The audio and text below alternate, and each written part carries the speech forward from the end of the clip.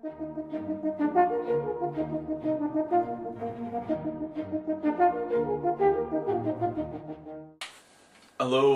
welcome. This is yes, artists conversing with artists. I'm Guy J. Jackson, and I'm in conversation with Nathan Penlington. Hello, I'm. Uh-oh. You need to turn it off if we're going to have Yes. artist on artist. Better check it out. See what I got here. I'm Nathan Penlington. I am the UK's only poet magician. One of the things about being an artist, I'll just mention this now, is that we're sort of always in demand. People sort of asking us to do things, generally for nothing, which will be a point we'll bring up. Yes. Yes, artist. Well, artist in conversation with artists. So, I'm Guy J. Jackson, and this is Nathan Penlington. And hello, I'm Nathan Penlington. I am the UK's only poet magician. And I'm Guy J. Jackson. I am a storyteller and writer and such like. Okay, so I wanted to go back to a question I asked earlier. What is your earliest memory of art? Of art. My earliest memory of art. Or earliest memory of writing a poem, say. So I'm quite inspired by things that are almost poems, and I think most of the world can be transformed into poetry. Mm-hmm. I think one of the earliest poems I remember that I was part of the process of would be a mark my mum had made on the door frame, just to measure my height. Just a tiny line. I think she put a cookery book on my head and then just drew a line across the top. And then obviously over time there was more lines, one above each other as I grew taller, and I think I'd like to see that. You turned out quite tall, by the way. I started out very tall. Yeah. Or if we just stand up for the camera, be able to see, so you can just see to about here. So if you can imagine the rest of my height, and obviously when I first started out as a human, I was probably quite small. Mm-hmm. So I think that was really my first memory of art, of like a fluid creation almost, I think. Oh, because that involves myself. Like if you she was putting, you remember like her putting the mark above your head and her putting the mark above, and then it became several marks on the door, and so like making a mark, you know. Yeah. I suppose you could look at it as like art.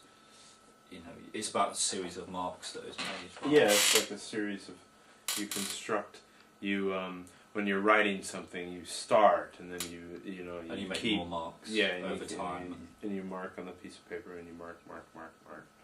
And gradually you have an entire short story, or an entire sculpture, or a poem, or an entire novel, or a painting. And I think that's really where it all began for me. That's or like, what was I thinking of? Oh, or a movie. Yeah, and like exactly the same as making. You just have to progress. So like everything in life, you have to do ant-sized bits. But anyway, I'm sorry, that's a bit off the subject. That was your earliest memory. Definitely. Of what makes a poem. Yeah. Is your mom's drawing it. That's interesting. What about you? I know you spoke before about Stephen King. That's your first. Yes. Stephen King and my very earliest memory of writing was it was I can't remember which one it was, but I got out this butcher paper we had at home.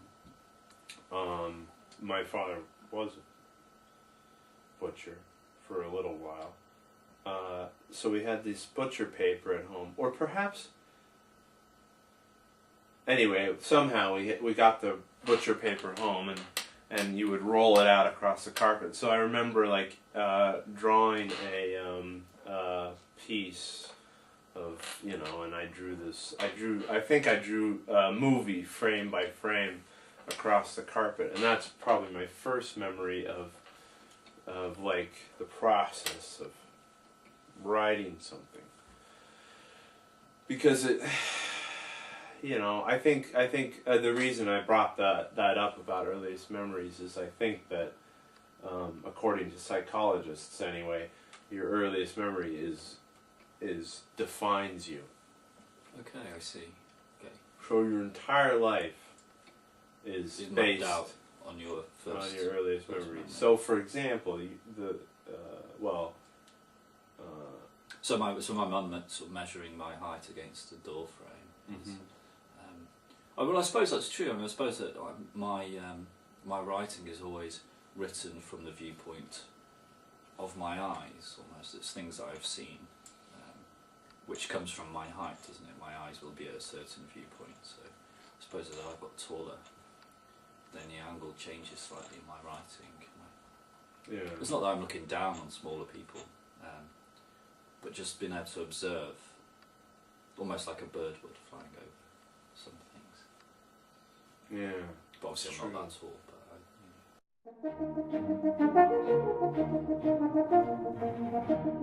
But